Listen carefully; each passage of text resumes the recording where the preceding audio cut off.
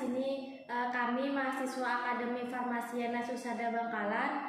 Di sini kita akan melakukan podcast yang berjudul tentang membangun startup.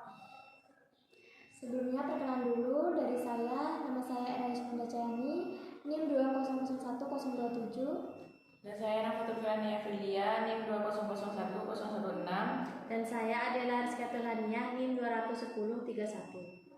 Pertanyaan yang pertama, menurut kalian berdua ini pengertian dari startup itu sendiri itu seperti apa? Menurut saya, usaha startup itu istilah yang mengacu ke tahap pertama operasi bisnis sebuah perusahaan. Jadi bisnis ini biasanya didirikan oleh satu atau lebih pengusaha. Para pendiri startup ini memiliki keinginan yang kuat untuk mengembangkan produk atau layanan memenuhi permintaan pasar. Untuk yang pertanyaan yang kedua, menurut kalian itu hal apa saja yang harus dilakukan dalam melakukan usaha baru? Yang pertama itu kita bisa melihat keadaan pasar yang kompleks dan dinamis. Nah, yang kedua kita harus dapat menjadi mesin penggerak bisnis. Terus kita bisa melihat kebutuhan dan harapan dan kemauan kita. Terus kita bisa membangun tanggung jawab dari kita sendiri. Nah, terus kita bisa menginovasikan produk pasar dan model bisnis kita. Nah, terus kita bisa menjalin komunikasi yang baik terhadap konsumen. Sudah. Jadi saya akan menambahkan sedikit ya menurut saya. Selanjutnya mungkin kita juga memberikan pelayanan secara personal yang baik pada konsumen. Selanjutnya kita harus mengukur kemampuan finansial dengan jenis usaha apa yang akan kita lakukan ya. Dan selanjutnya kita harus mendapatkan nilai ekonomis dari usaha apa yang kita lakukan. Dan wirausaha dapat dijalankan seorang atau kita bisa mengajak partner untuk mengembangkan bisnis yang kita jalan. Dan selanjutnya jenis usaha yang dijalankan dapat bersifat komersial atau sosial. Selanjutnya kita harus memiliki modal sekaligus menjadi pengelola dalam usaha yang kita jalani. Selanjutnya kita harus menyetor modal dan pengelolaan yang ditangani oleh pihak mitra. Untuk pertanyaan selanjutnya, menurut kalian hal-hal apa yang dapat membuat bisnis yang kita jalani itu bisa menjadi gagal? Nah, yang pertama itu hal yang biasa menunda waktu. Yang kedua, ketekunan dan ketakwaan yang berkurang. Yang ketiga itu hal kebiasaan yang boros. Nah, terus kebiasaan hati-hati yang berlebihan. Kepribadian yang bersifat negatif dan perasaan takut disaingi orang lain. Terus hal berlagak pintar ya, dan tidak memiliki perencanaan usaha, tidak memiliki pendidikan yang relevan dan tidak berorientasi ke depan.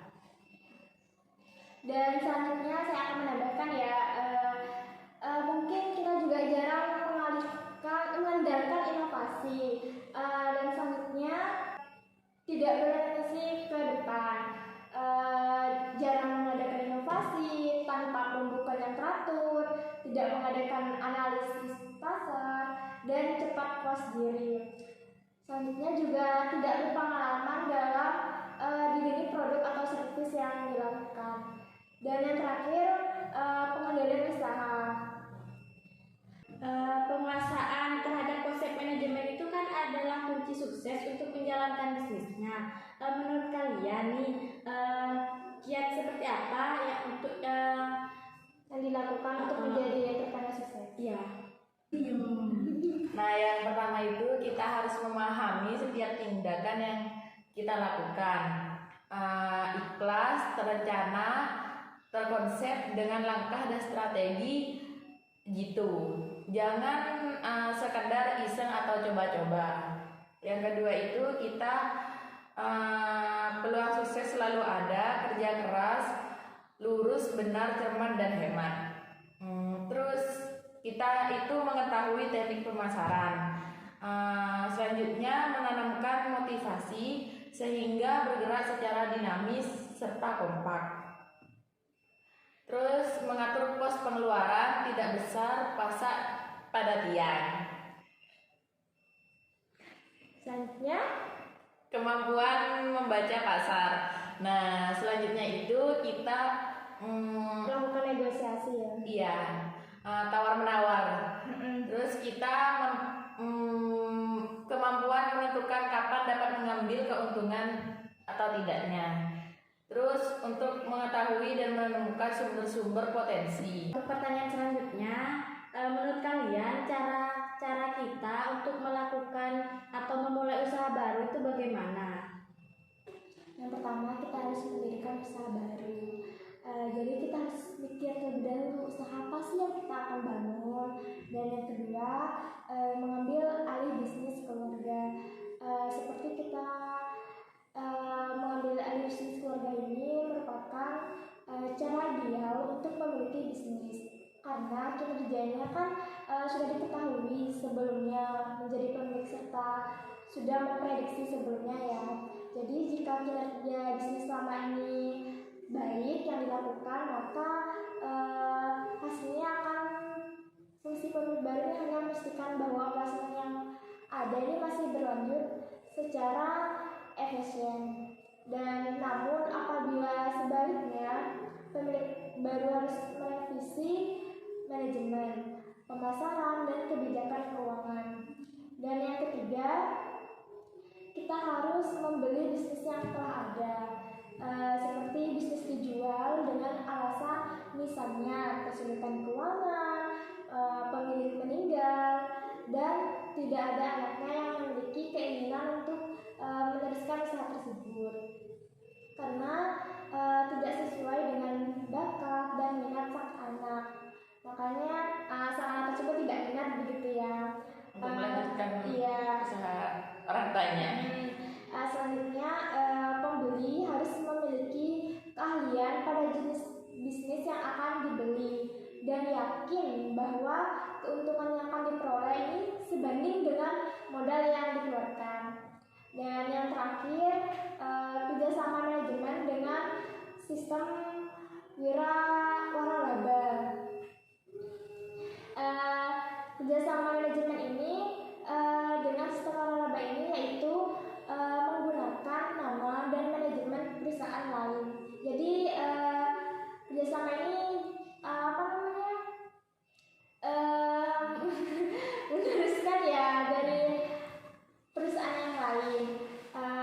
Selanjutnya perusahaan pemilik nama itu disebut dengan perusahaan induk atau juga disebut dengan franchisor, dan perusahaan yang menggunakan nama tersebut disebut dengan franchise. Mungkin untuk pertanyaan selanjutnya itu, menurut kalian apa alasan kalian yang paling signifikan yang menyebabkan tingginya tingkat kegagalan dalam bisnis startup? Nah, ada banyak alasan di balik kegagalan perusahaan rintisan atau startup ini. Di antaranya kesalahan dalam membentuk tim, produk market fit yang tidak sesuai, dan ketidakmampuan dalam mengeksekusi ide. Terus selanjutnya itu, menurut kalian apa yang membedakan startup dengan bisnis-bisnis yang lainnya? Yang membedakan startup dengan bisnis yang lainnya itu, startup dibuat untuk membuat pasar baru atau menggebrak yang sudah ada dalam membuat produk atau layanan. Sedangkan pada perusahaan konvensional itu fokus awalnya adalah untuk mendapatkan profit secepat mungkin. Jadi itu yang membedakan ya. Terus soal selanjutnya itu, menurut kalian nih bagaimana cara mengembangkan bisnis startup bagi pemula atau Yang baru merintis ya. ya. Cara mengembangkan bisnis startup bagi pemula itu kita harus menentukan ide bisnis yang tepat. Jadi kita harus memikirkan secara matang-matang ya ide apa yang kita ingin kelola. Selanjutnya kita harus menyusun rencana bisnis yang akan kita jalankan untuk selanjutnya dan mencari sumber modal atau dana. Jadi kita harus mengumpulkan modal yang akan kita usahakan untuk mengelola usaha tersebut.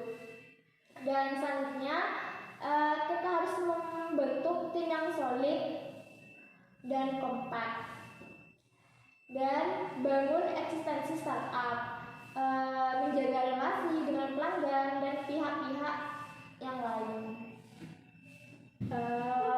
Untuk soal selanjutnya, bagaimana sih caranya kita untuk mengatasi pesaing yang menjalankan usaha yang sama? Yang pertama itu responsif terhadap kebutuhan pelanggan, yang mana salah satu cara menghadapi pesaing usaha dengan efektif yaitu menjaga pelanggan tetap loyal terhadap produk dan jasa kita.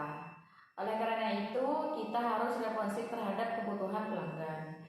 Nah, yang kedua, tetapkan harga kompetitif, yang mana mungkin beberapa di antara kita mulai khawatir jika ada pesaing yang akan datang menawarkan produk atau layanan yang serupa dengan produk kita. Namun mereka memberikan harga yang lebih murah. Nah, kita di sini jangan panik. Pelajari terlebih dahulu produk atau layanan yang ditawari. Ada kompetitor ya. Apakah kualitasnya lebih bagus atau tidak? Jika iya, perlu kita mengevaluasi produk atau layanan kita. Apa faktor biaya itu operasional atau faktor baku yang membuat produk kita jadi lebih mahal? Nah, dari sini kita bisa membenahi lagi apa yang menjadi pemborosan, lalu menetapkan harga yang lebih kompetitif.